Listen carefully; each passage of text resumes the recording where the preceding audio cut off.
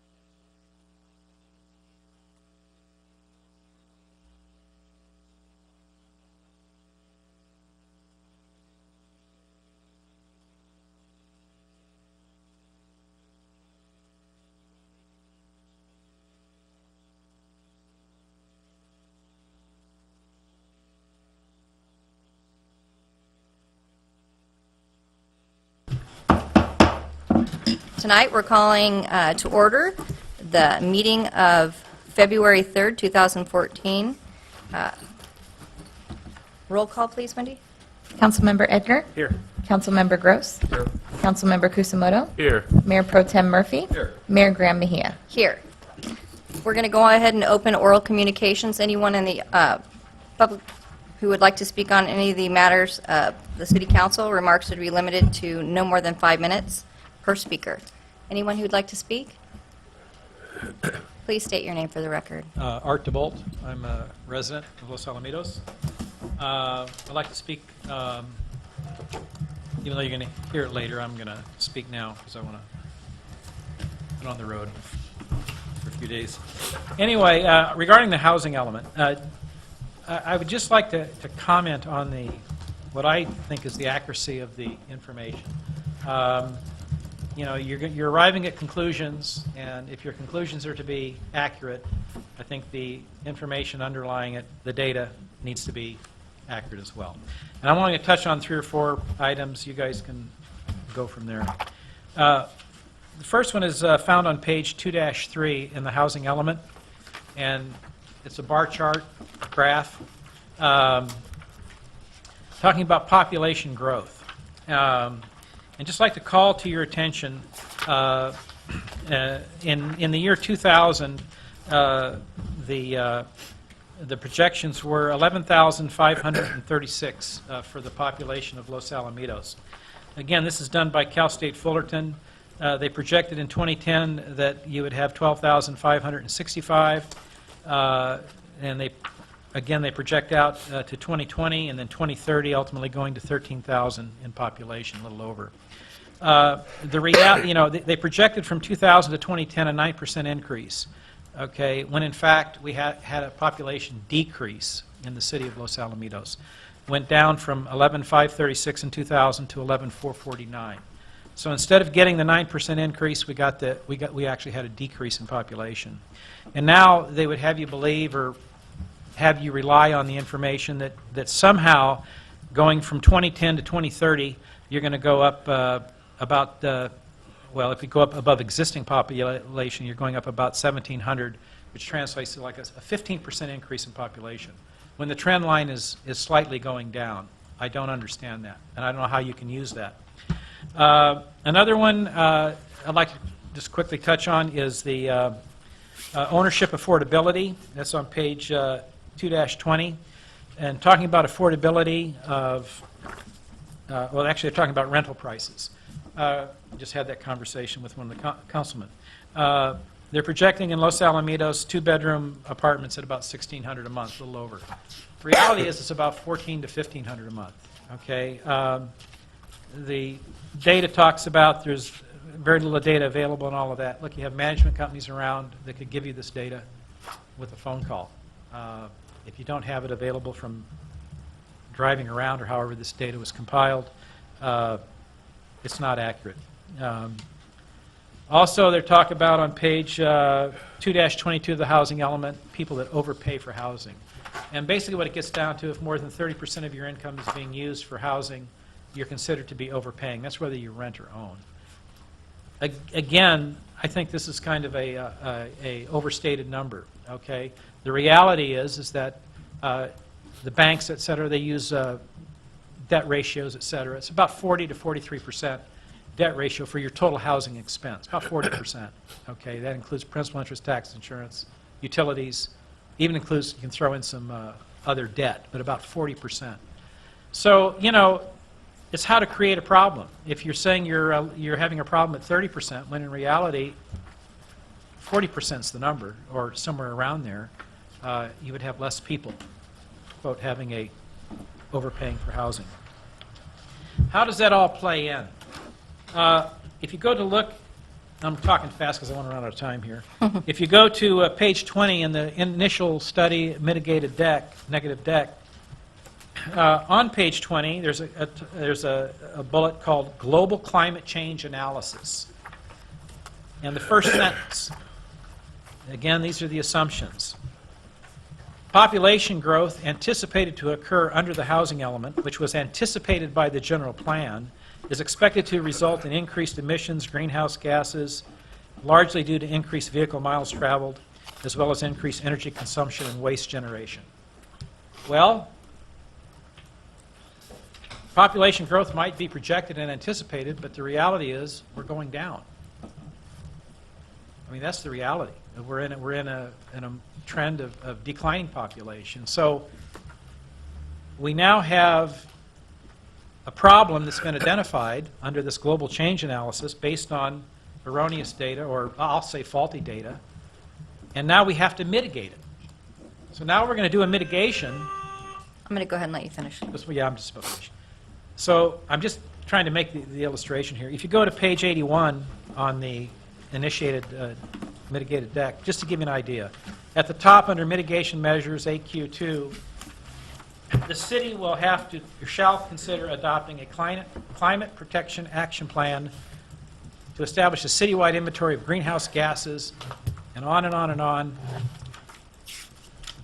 And whether we have to do that or not under AB 32 is one thing, but to the extent that you have to do it based on your data of population and increased emissions for Los Alamitos, not the state, Los Alamitos. This is what we're talking about. So while the state might be all, we're killing the country and the world because of our emissions, here in Los Alamitos we're already doing our part because our population is going down. Because we're business friendly, people like to live here, and everything else. So that's basically it on that line. Okay, I would just urge you to, I don't know that you need to rush. To go from an 8-year cycle to a 4-year cycle, I don't know if that's all that bad, if it means getting the data right so that you can come up with the right conclusions so that we can have mitigations that are, I'll say, reasonable. Thank you. Thank you. Anyone else wishing to speak? Seeing none, I'll close oral communications. Next item on the agenda is item 4A, closed session, conference with legal counsel. City Attorney, would you like to go ahead? Yes, Madam Mayor. Purpose of the closed session is to discuss one item of significant exposure to litigation pursuant to subdivision B, section 54956.9, and it would prejudice the rights of the city to disclose the matter at this point in time. Has not been filed yet. Okay, thank you. So we're going to go ahead and recess into closed session.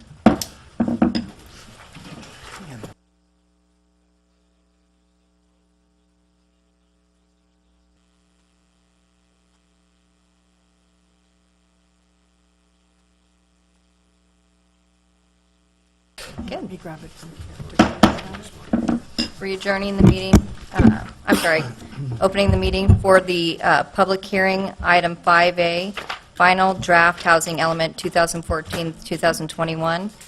Staff report, please. First of all, the closed session, there was no reportable action. Thank you, Carrie.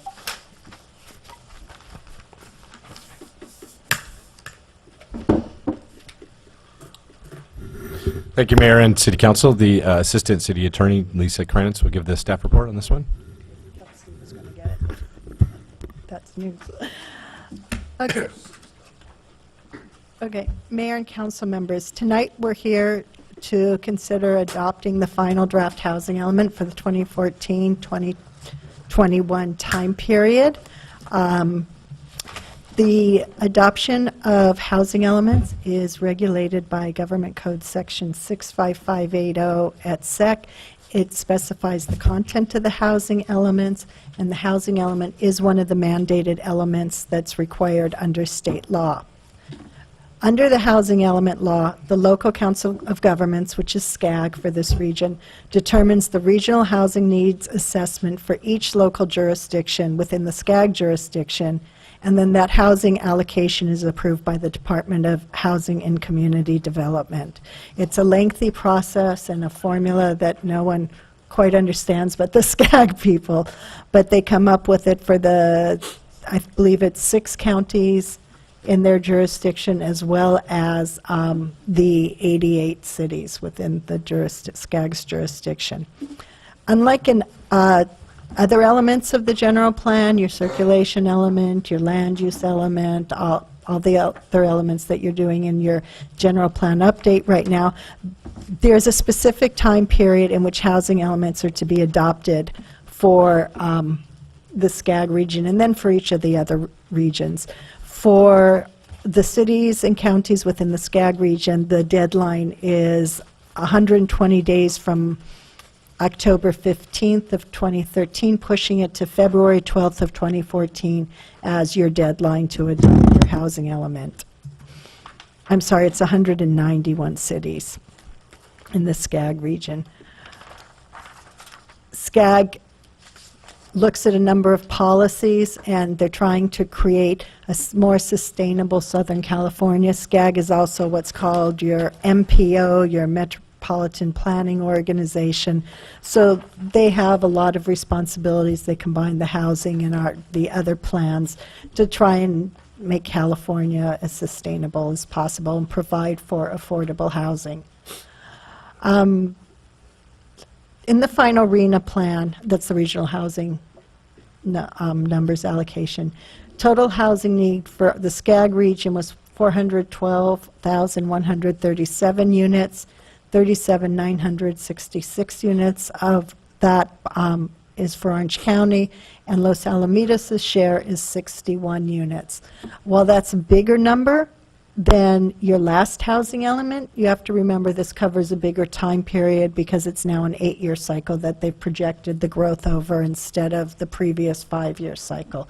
So it's really not an increase. Housing elements required to analyze existing and projected the housing needs within your jurisdiction, not in the sphere of influence, not in the county's jurisdiction, for the next 8 years. Every city has to do it, every county has to do it, and prepare the goals, policies, programs, objectives to allow for housing. As you'll recall, in your 2008 to 2014 housing element, we've taken a lot of actions to meet all those policy requirements from the last time of your SB2 requirements and some zone changes. To encourage public participation, which is one of the requirements of the state law, there was publicly noticed community workshop, and surveys were on the city's website. The staff developed a set of goals, policies, and programs, taking into account 2010 census data, current market data, community input at the public workshops, city's net regional housing needs, and housing needs of special needs groups.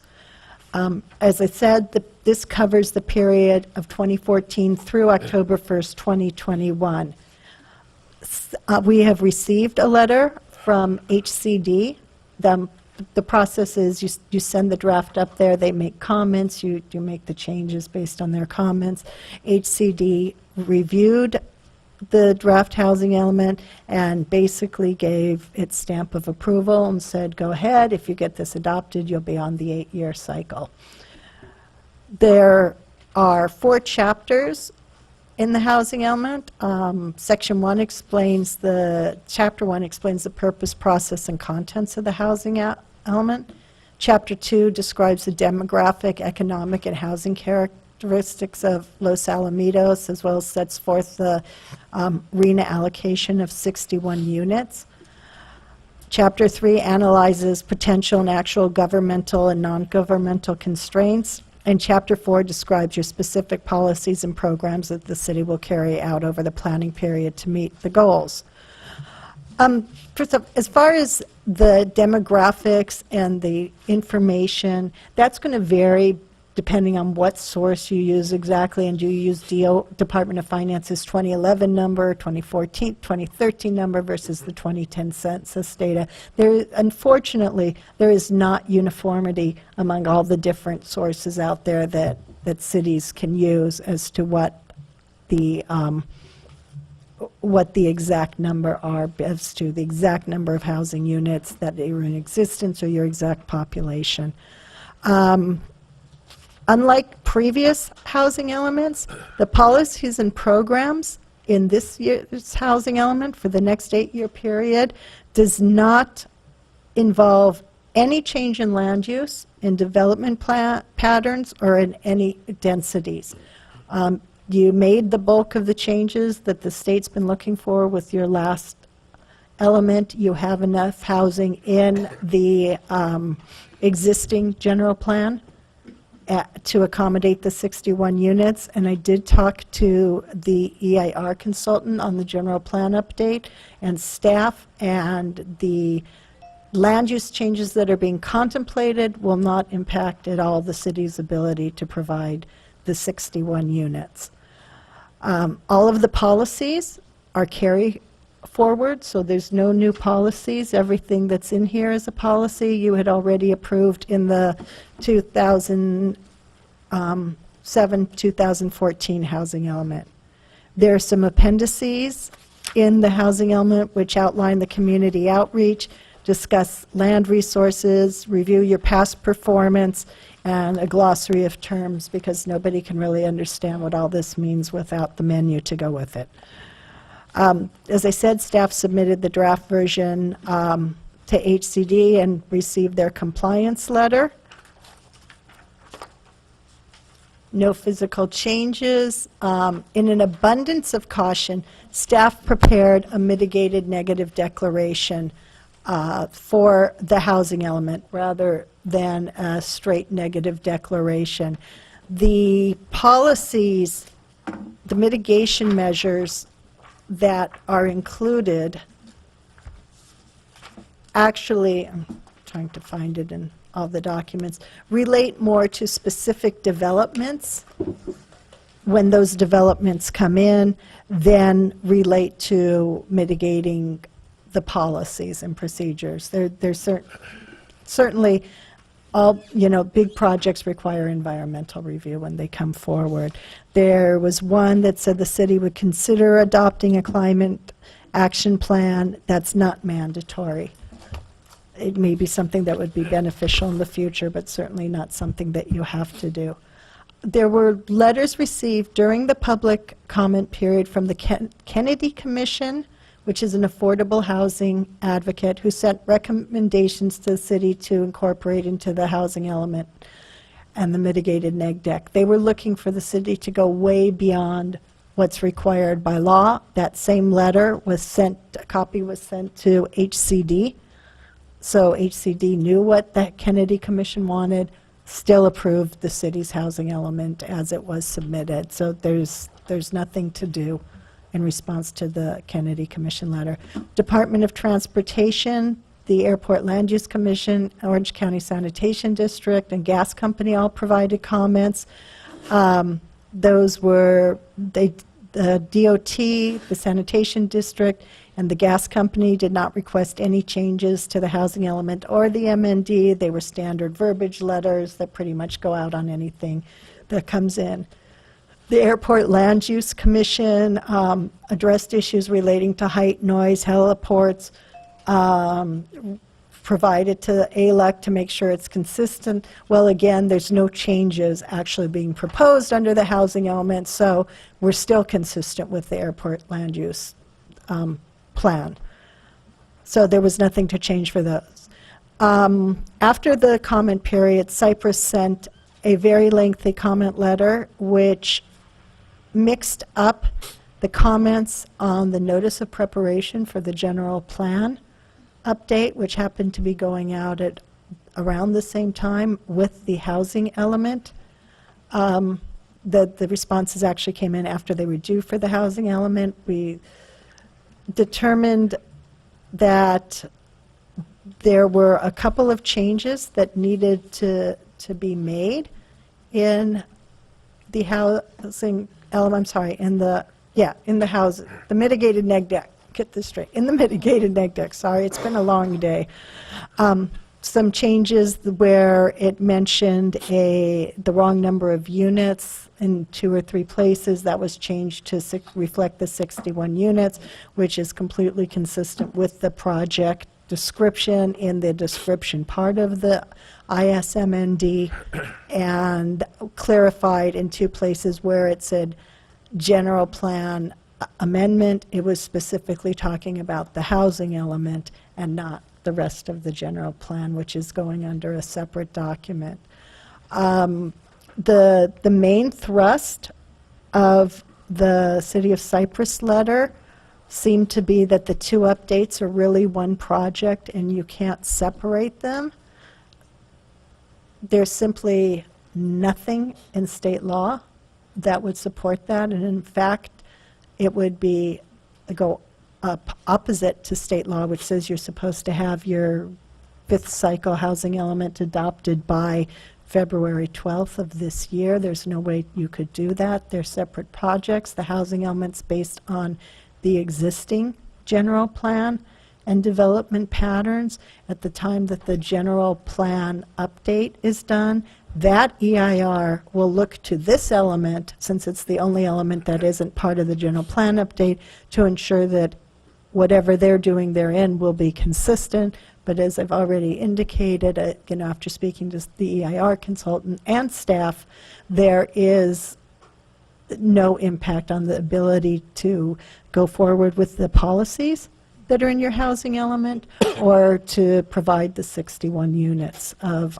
housing as allocated by SCAG for your RENA, based on the proposed land use of the general plan. So if you get this adopted and sent up to them to HCD by February 11th, you wind up on an 8-year cycle. The benefit of the 8-year cycle is that staff won't have to go through the time, expense, and energy of this in 4 years. We don't know what's going to come down the pike in 4 years, who's going to be in the administration. Everything could wind up changing. You have one statute of limitations. HCD is looking for everybody to streamline and get into the 8 years to make this more manageable. So we would recommend that the City Council adopt the initial study mitigated negative declaration tonight, and that we then send it off to HCD for approval and file the notice of determination with the county recorders to trigger your 30-day statute of limitation. And I just want to go over the changes in the resolution that was handed out to you. There's a new subsection D, which says the City Council, or it's not in your packet, these are changes to what's in the packet.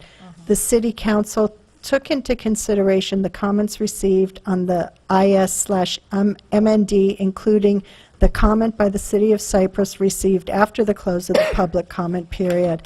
And for the reasons set forth, staff report has determined that no changes are required based on such comments other than as set forth in subsection E below. And then subsection E goes through that modifications were made to the mitigated neg deck. These modifications do not require recirculation pursuant to the CEQA guidelines 15073.5. Sections 4.2A and 4.2B were clarified, and the term housing element was updated to clarify which general plan element was being discussed. Additionally, references to further discussions in the EIR were deleted, as the housing element update does not involve an EIR. This is the document. And then sections 4.13, point A, point 1, 4.15, point F, and 4.17, point B were revised to refer to 61 housing units instead of 23 units and clarify that the planning period was from 2014 to 2021. This is merely a clarification consistent with the project description in section 2.2, which specifies the city's housing need allocation for 2014 to 2021 is 61 units. Further, the city's housing element does not require any changes in existing development patterns, land use, or density to accommodate the 61 units. And then the rest of the resolution would remain the same. All right, we're going to go ahead and open the public hearing. Anyone wishing to speak on this item, please come forward. Seeing none, we'll go ahead and close the public hearing. Bring it back to the council. Would any of the council members like to make a motion, or is there further discussion? Dean? I just want to clarify with the city attorney that this entire process has been vetted through the planning commission and approved by them and forwarded to us for action. That's correct, except the City of Cypress letter, which came in after they took action. Okay. But, yes. Then if I may, I'll go ahead and make a motion so that we can discuss if there's anything else further on it.